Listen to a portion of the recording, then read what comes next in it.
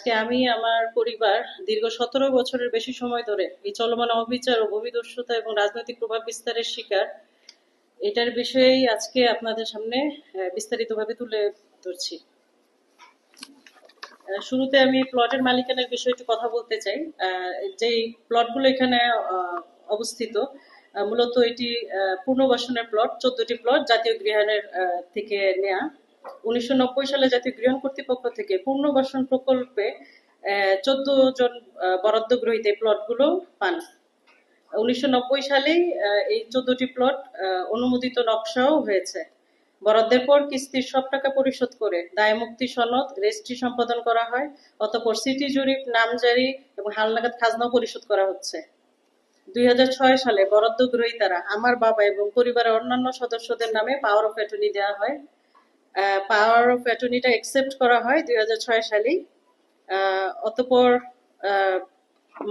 বরাদ্দ গ্রহীতা মূল মালিকগণ আমার বাবাকে যাবতীয় অরিজিনাল ডকুমেন্টগুলো হস্তান্তর করেন এবং জমি বিক্রি বাবদ কিছু নগদ অর্থ গ্রহণ করেন। জাতীয়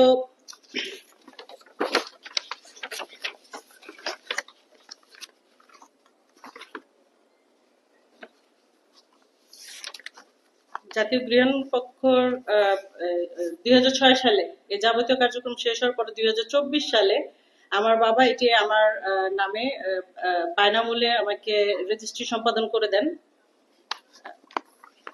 এটি হচ্ছে জায়গার বিস্তারিত বলা হলো। এখন বলতে যাচ্ছি যে দখলবাজি আর চাঁদাবাজির বিষয়ে যেটা আমরা ফেস করে আসছি। 2008 সালে আওয়ামী লীগ নেতা লিটু ও তৎকালীন 12 নং ওয়ার্ড কাউন্সিলর তিতুর চক্র অবৈধভাবে 14টি প্লটের যে স্থাপনাগুলো ছিল বরাদ্দ গ্রহীতার, সেগুলো সহ তারা দখল করে। পরবর্তীতে স্থাপনা পরিবর্তনের মাধ্যমে তারা কোটি কোটি টাকা অ্যাডভান্স নিয়েছে এবং আত্মসাৎ করেছে। আমার বাবাকে মিথ্যা মামলা দিয়ে এই 14টি প্লটের সম্পূর্ণ জায়গা তারা দখলে নিয়ে নেয়। তারপর থেকে আমরা মার্কেটে প্রবেশ করতে পারিনি। 2008 সাল থেকে এখন অবধি 2024-এ 5 আগস্টের পর আমরা রাজনৈতিক পট পরিবর্তনের পর স্থানীয়দের সহযোগিতায় আমরা মার্কেটে দখলে যাই। দখলে যাওয়ার পর থেকে আপনার 8 নং ওয়ার্ড কাউন্সিলর কাজী টিপু সুলতানের বনজামাই হুমায়ুন কবির বিভিন্ন ষড়যন্ত্র করে আসছে সেই লিটু তিতুর সাথে মিলে, যারা পূর্বে আওয়ামী লীগের সক্রিয় নেতা এবং জুলাই আন্দোলনে আওয়ামী লীগের পক্ষে বিভিন্ন মিটিং মিছিলে অংশগ্রহণ করেছে। তার বিভিন্ন ছবি আমার এখানে রয়েছে, যেগুলো এই ছাত্রদের বিপক্ষে, এবং আমি আপনাদের এগুলো দেখাচ্ছি। এই যে তাদের আওয়ামী লীগের বিভিন্ন মিছিল মিটিং।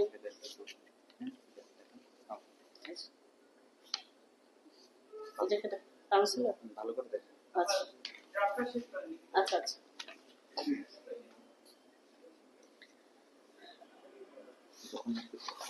দখল মুক্তির পর থেকে আমরা যখন দখলে থাকা অবস্থায় বিভিন্নভাবে ষড়যন্ত্র এখনো হয়ে আসছে। আওয়ামী লীগ আত্মগোপনে থাকলেও বিএনপির নেতাদের সহযোগিতায় এখন পর্যন্ত বিভিন্ন সন্ত্রাসী মহলে আমাদের উপর হামলা করা হয়েছে একাধিকবার। এই হুমায়ুন এবং আওয়ামী লীগের বিভিন্ন লোকজন এখনো পর্যন্ত জাতীয় গৃহায়নের কিছু অসাধু কর্মকর্তাদের সহযোগিতায় আমাদের সম্পত্তির ভুয়া জাল দলিল তৈরি করে আত্মসাতের চেষ্টাও করছে। 12-8 নং ওয়ার্ডের কাউন্সিলর সাবেক এমপি নিখিলের ঘনিষ্ঠ সহযোগী এই হুমায়ুন বিএনপির সাথে হাত মিলিয়ে বর্তমানে সরাসরি আওয়ামী লীগকে এখনো সহযোগিতা করছে।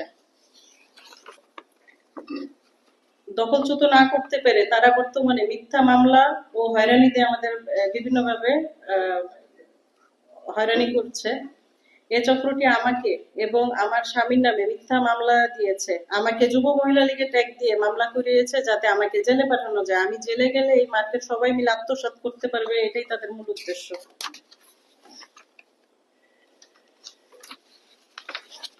থানায় এই মামলার বিষয়ে আমি যখন জানাই, বারবার থানা থেকে আমাকে বলছিল যে আপনি এসে দেখা করেন। থানার এসআই এই মিথ্যা মামলার যিনি তদন্তকারী কর্মকর্তা, তার নাম হচ্ছে এসআই আলামিন। উনি বারবার আমাকে ফোন করে জিজ্ঞেস করছিল আপনি কি জামিন পেয়েছেন কিনা, না আপনি থানায় এসে যোগাযোগ করেন।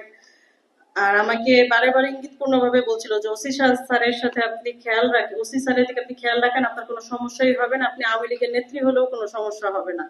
মার্কেট আত্মসাতের জন্য এরা সবাই মিলে চক্রান্ত চালাচ্ছে, প্রশাসনের বিভিন্ন লোক এটিকে বিভিন্নভাবে অপপ্রচার করছে যে এটি সরকারি জায়গা, যেখানে আমরা সিটি জরিপের রেকর্ডভুক্ত এই জমি, যেখানে আমরা হালনাগাদ খাজনা দিচ্ছি, এই ধরনের অভিযোগ আসলে ভিত্তিহীন। আমার বাবা দীর্ঘদিন যাবত অসুস্থ, আমাকে কোনো ধরনের সহযোগিতা করতে পারছে না। আহ, এই সুযোগে এরা সবাই আমাদের ভয় দেখাচ্ছে, প্রাণনাশের হুমকি দিচ্ছে, আমাকে আর আমার স্বামীকে বারে বারে চাপ দিচ্ছে দখলচ্যুত করার জন্য। বর্তমানে মার্কেটে প্রায় ৩০০টি দোকান আছে, অনেক ভাড়াটিয়া লিচু বাহিনীর প্রভাবে ভাড়া দিচ্ছে না এবং খালি করতে গেলেও অস্বীকৃতি জানাচ্ছে। আমরা একাধিক নোটিশও দিয়েছি দোকানদারদের, যারা ভাড়া না দিতে যদি চায় সেই ক্ষেত্রে আলাপ আলোচনা করে সিদ্ধান্ত নিয়ে যেন তারা অ্যাটলিস্ট দোকানগুলো ছেড়ে দেয়। দোকানদার, লিচু বাহিনী ও পুলিশ মিলিতভাবে এখান থেকে ভাড়া উঠে নিয়ে যাচ্ছে বলে আমরা বিভিন্ন জায়গা থেকে খবর পেয়েছি। দখলবাজরা দলবদ্ধভাবে এসে হুমকি দিচ্ছে, ভাড়া দিবে না, দোকান ছাড়বে না, প্রতিবাদ করলে আমাদের খবর আছে, এরকম ধরনের হুমকি প্রতিনিয়তই দিয়ে যাচ্ছে। কিছু দোকানদার আমাদের অফিস ভাঙচুর করেছে, এই বিষয়ে আহ, মামলা করা হয়েছে, কোর্টে মামলা করা হয়েছে। কেন আমরা থানায় যখন অভিযোগ করেছি, থানায় মামলাটি গ্রহণ করেনি। বাধ্যতামূলক ভাবে আমরা 6 দিন পরে গিয়ে আমরা কোর্টে মামলা করেছি, মামলাটি পিবিআই তদন্ত অবস্থায় আছে।